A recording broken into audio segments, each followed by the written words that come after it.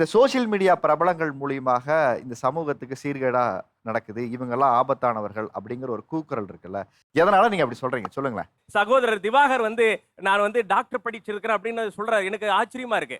ஆனா அவர் பப்ளிக் பிளேஸ்ல குளிக்கிற ஒரு வீடியோ பதிவு செய்யறாரு.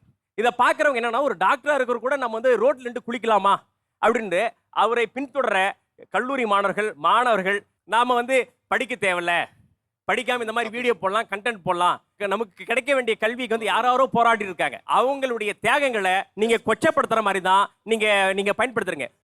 முக்கியமா இவங்களை நாங்க போட்டு அடிக்கிறதுக்கான காரணம், அவங்க ஃபேமஸ் ஆகுறாங்கன்னு நினைக்கிறாங்க. ஆக்சுவலி கோமாளியா அவங்கள பார்த்துட்டு இருக்காங்கங்க. நீங்க அதை உங்களுக்கு புரிஞ்சுதான் பேசுறீங்களானே தெரியல. நான் முக்கியமா சொல்றது அந்த தர்பூசணி நட்சத்திரம் அவரை தான் சொல்லணும்னு நினைச்சேன். ஆனா நீங்க படிச்சிருக்கீங்க. நீங்க சொன்னீங்க உங்க ப்ரொஃபஷனை நான் எடுத்துட்டு போறதுக்காக சோஷியல் மீடியால பண்றேன்னு சொல்லி. நீங்க நீங்க அப்படி போட்டு நான் எதுவும் பார்க்கல.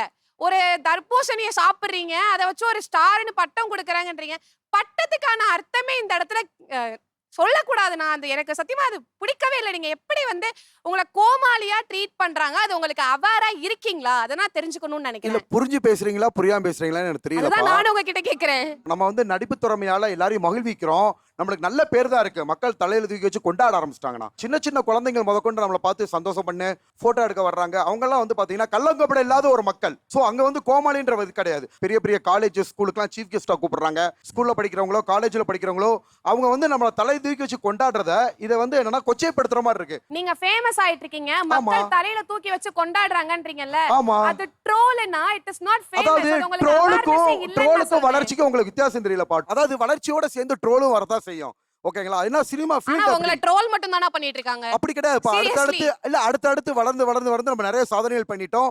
5 படங்கள் பண்ணிட்டோம். இவங்களை ஃபர்ஸ்ட் கோமாளி சொல்றதே தப்புனா ஏன்னு பாத்துக்கிட்டா, இவர் கோமாளி தனம் பண்றான்னு தெரிஞ்சானே பாக்குறீங்க. முதல் விஷயம். ரெண்டாவது விஷயம், இப்ப ஒரு படம் எடுத்துக்கிட்டா அதுல ஒரு நடிகர் இருப்பாரு, காமெடி நடிகர் இருப்பாரு. எதுக்காக? நம்மள சிரிக்க வைக்கிறதா இருப்பாரு. அது மாதிரி அவர் சிரிக்க வைக்கிறாரு, நீங்க பாக்குறீங்க. நீங்க அப்படித்தானே அவரை ஃபேமஸும் பண்றீங்க. அது ட்ரோல் பண்ணாலுமே அவருக்கு அது நல்லது தானே. அது மூலமா அவர் ஃபேமஸ் ஆகிறாரு, அது மூலமா ஒரு இன்கம் கிடைக்குது, அவர் வளர்ந்துட்டு தானே இருக்காரு. உங்களாலதான் ஒரு சோசியல் மீடியா இன்ஃப்ளூயன்சர் பிரபலமாகறாரு, அப்புறம் அவரவே நீங்க ஏன் குறை சொல்றீங்க?